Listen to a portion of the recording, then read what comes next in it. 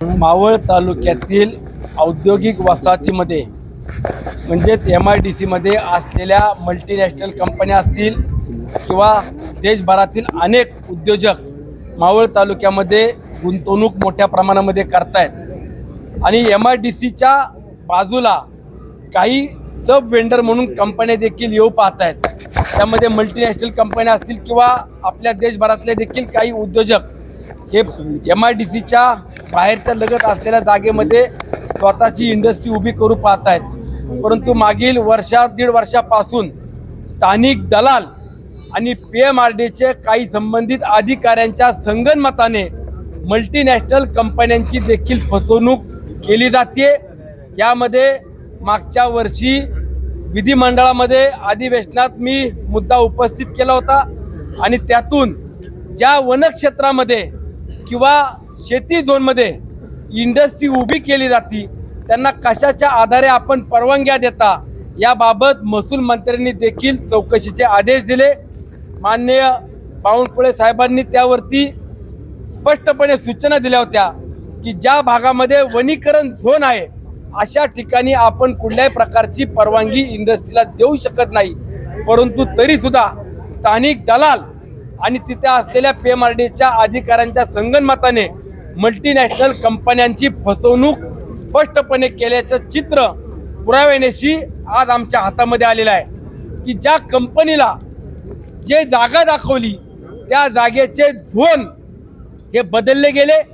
त्या जागेवरती कंपन्यांनी प्लॅन सँक्शन केले, ज्या जागेवरती PMRDने प्लॅन नियमानुसार सँक्शन केला त्या पद्धतीनं बांधकाम सध्या परिस्थितीमध्ये त्या ठिकाणी नाही।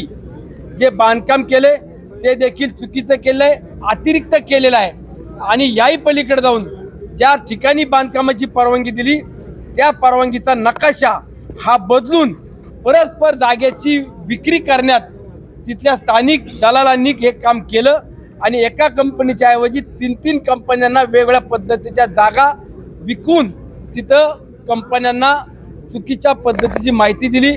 आज त्या कंपन्यांनी शेकडो कोटी रुपयाची इन्व्हेस्टमेंट केल्यावर काम पूर्ण झालं आणि नंतरनं त्या कंपन्यांना कंप्लीशन पाहिजे की ज्या कंपन्या आता सुरू करण्याची वेळ आलेली आहे तिथं आज PMRDचे अधिकारी कंप्लीशन नसल्यामुळं किंवा कंप्लीशन देता येत नाही अशा स्पष्टपणाच्या सूचना दिल्यात की ज्या कंपन्यांनी आज राज्याचे मुख्यमंत्री आदरणीय फडणवीस साहेब असतील, आदरणीय अजितदादा, उद्योग मंत्री उदयजी सामंत साहेब असतील यांच्या नेतृत्वामध्ये मावळ तालुक्यात हजारो कोटी रुपयाचा निधी किंवा हजारो कोटी रुपयाची इन्व्हेस्टमेंट या ठिकाणी करण्याचा प्रयत्न करतायत। अशा कंपनीची फसवणूक करणाऱ्या दलालांना आणि अधिकाऱ्यांना कुठल्याही प्रकारची आम्ही सुट्टी देणार नाही। काल जे काही आंदोलन करण्यात आलं ते PMRDने मागच्या 3 महिन्यापूर्वी संबंधित कंपनीला सूचना दिल्या होत्या की आपण जे काही अतिरिक्त काम केलेलं आहे बांधकाम आहे ते आपण तात्काळ काढून घ्या।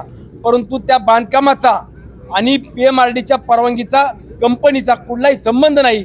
ज्यानं हा ठेका घेतला, ज्या दलालानं जागा विकली त्या दलालानंच ही जागेची कंप्लीशन देणं किंवा तिथले संपूर्ण प्लॅन सँक्शन करून देणं ही जबाबदारी घेतली होती। परंतु ती जबाबदारी त्यांना पूर्ण करता आली नाही म्हणून काही गावगुंडांना आणि काही वेगळ्या पद्धतीच्या माणसांना उभं करून चुकीच्या पद्धतीचं चित्र उभं केलेलं आहे। मावळ तालुक्यातल्या संपूर्ण इंडस्ट्रीला सुनील शेळकेनं 6 वर्षात किती मदत केली, कुठले प्रश्न सोडवले हे देखील माहीत आहे। म्हणून इंडस्ट्री आली पाहिजे, तरुणांना स्थानिक भूमिपुत्रांना रोजगार मिळाला पाहिजे की सातत्यानं मागणी मांडत असताना चुकीच्या पद्धतीनं प्रचार करणं किंवा चुकीच्या पद्धतीनं इंडस्ट्रीमध्ये सुनील शेळकेला बदनाम करण्याचं काही मंडळींनी दलालांनी जे काही षडयंत्र रचलेलं आहे त्याला कुठल्याही प्रकारचं इंडस्ट्रीमधले कुठले उद्योग किंवा स्थानिक सीतामढ़ी पुलिस स्टेशन जाना मी घालणार नाही याची मला खात्री। सीतामढ़ी पुलिस स्टेशन में सिटी न्यूज का एक पार्सल रखा हुआ है। मी आज सकाळी वो लेना भाई आदरणीय मुख्यमंत्री फडणवीस साहेबांची भेट घेतली। पार्सल है उसमें फडणवीस साहेबांना देखील सत्य परिस्थितीची आहे ती सांगितली। त्यांनाही माहित नव्हतं की नक्की काय प्रकार आहे। एका बाजूला उद्योगपत्यांना आमदार म्हणून कुठली अडचण करतोय का, परंतु ज्या वेळेला मी सत्य परिस्थिती मांडली की ती जागा चुकीच्या पद्धतीनं विक्री केलेली आहे आणि चुकीच्या पद्धतीनं तिथले परवानगी दिले आहेत त्यावरती सीएम साहेबांच्या देखील ती लक्षात आलेली अडचण किंवा जे चुकीचे केले त्यांनी मला आश्वासित केले, सुनील यामध्ये जर कुठली अडचण आली किंवा जर काही वाटलं तर मी तुझ्याशी चर्चा करीन आणि संबंधित अधिकाऱ्यांना देखील मी सूचना काय द्यायच्या ते मी त्या ठिकाणी देईल. त्यामुळं उद्या परवा ज्यांना कंपन्यांना 53ची नोटीस मिळाली त्यांना कोर्टामधनं देखील दिलासा मिळू शकतो. त्यांनी कोर्टामध्ये जाऊन त्यांची बाजू मांडावी, परंतु हा तात्पुरता दिलासा असेल. उद्या भविष्य काळात कधी ना कधी हे रेग्युलराईज करण्याकरता तुम्हाला जे अनधिकृत बांधकाम केलं आहे, जे ग्रीन बेल्ट किंवा आपल्या वनीकरण झोनमध्ये बांधकाम केलं आहे ते तुम्हाला काढावंच लागेल, हे देखील मला या ठिकाणी नमूद करायचं आहे.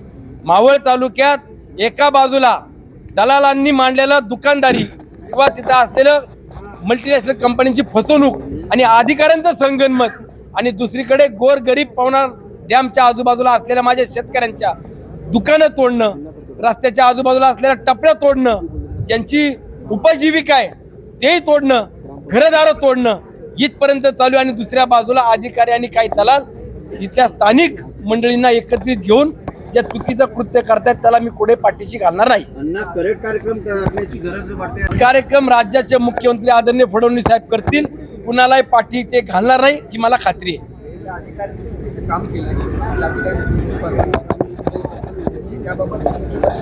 यामध्ये स्वतः अजित दादा देखील लक्ष घालून आहेत. दादांनी देखील संबंधित अधिकाऱ्यांकडून माहिती मागवलेली आहे. मला हे सांगायचंय की सर्वसामान्य माणसांना जर न्याय असेल, सर्वसामान्य माणसांना जर कायदा असेल, सर्वसामान्य माणसांवरती जर कुठं अन्याय करायचा नसेल तर आपण मल्टीनॅशनल कंपन्यांच्या मागे देखील त्याच पद्धतीने प्रामाणिकपणे उभं राहायला पाहिजे.